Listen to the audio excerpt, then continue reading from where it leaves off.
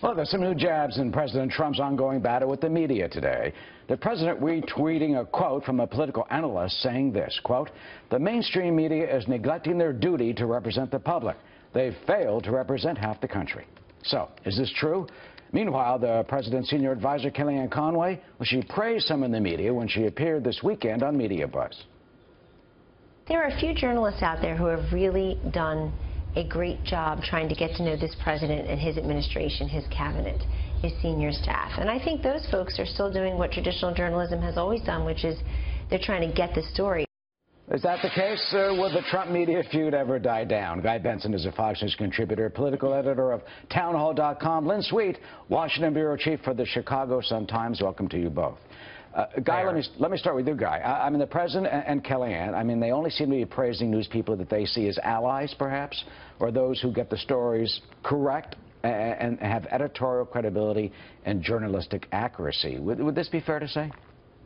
I think that's probably mostly fair. I think any politician wants to get positive coverage or coverage that they view as fair, and their opponents would have a very different definition of what constitutes fairness. So I think that to your other question, will this ever die down, as long as the media continues to be pretty aggressively hostile to this administration, not just adversarial, but hostile, and as long as they keep getting some things wrong, sometimes in a big way, it behooves the president to continue pounding away because it motivates his base.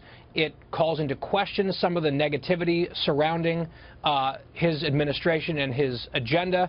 And also, I think that if you look at the polling, which the White House, I'm sure, is doing every single day, it's not like President Trump is very well trusted by the American people. He's not.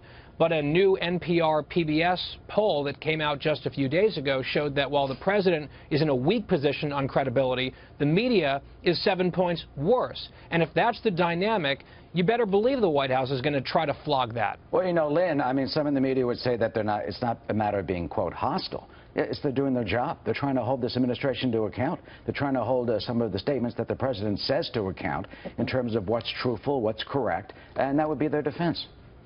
Well, it's more than the defense. I think that's a reasonable, good, accurate explanation of what a lot of the journalists are doing, and that is holding the president accountable for, at the very base, saying is a statement he made true or not. Fact-checking was not invented just for President Donald Trump. It's been going on a long time. It's a basic work of what journalists do. Now, having said that, yes, journalists have to be always on guard, extra special on guard to be accurate.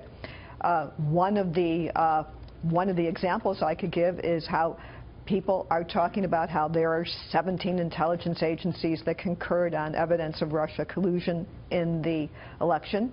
There are 16 agencies, plus the Director of National Intelligence.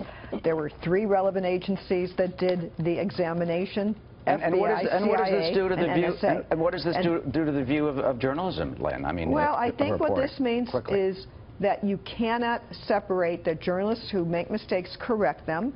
You have to be careful. But on the other hand, and this is a media segment, so I wanted to bring up, you know, the media has it has to be very, very careful to be very accurate and double check everything. That doesn't take away the basic role of journalism, which is to look at the very basic, what a president says, is it correct?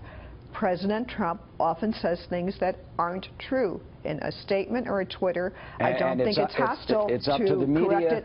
Don't mean to interrupt you, but we're up against the clock. We'll continue this right after the commercial break, and it's up to the media to try to correct those misstatements. We'll look at that with Guy and Lynn when we come back.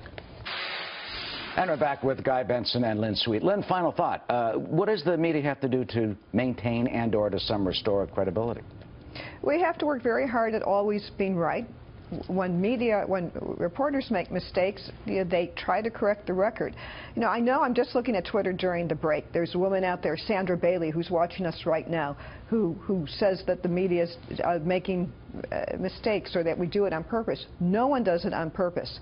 That doesn't take away the job, and I'm not trying to be self-righteous here or what at all. I'm just working every day, as most reporters do, to try and just tell the story and get the facts and put them in context. And that's the essential job, and that's what is happening here. And Guy, with a president who doesn't always say the facts. Guy, I agree. What would you say to Sandra, Guy?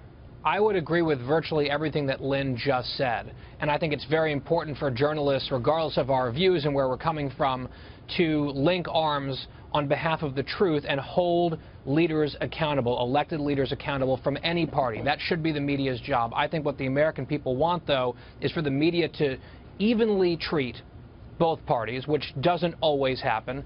And I think one of the pitfalls that the media finds itself in, some of the media, is that journalists want to believe certain narratives sometimes, whether it's conscious or subconscious, or they're invested in a narrative so much that they're willing to go down a route and get sloppy or take shortcuts that lead to mistakes that then are pounced upon, understandably, by the Trump White House or the target of those mistakes. And that's something that I think journalists have to be very careful about, and it's something that we see a lot of during the Trump years. Yeah, Guy, it's no more or less. I just hope to get this in.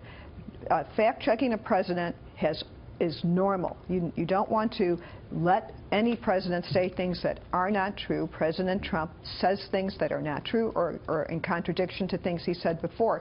That is part of routine coverage, and it is not part of some new job that journalists are taking on. This is what reporters do. That is exactly what we do and why we're here. And at the same time, Guy and Lynn, as remember this old saying, if your mother tells you she loves you, check it out. That City News Bureau of Chicago. That's where it comes from. The old rules still apply. Guy and Lynn, thank you.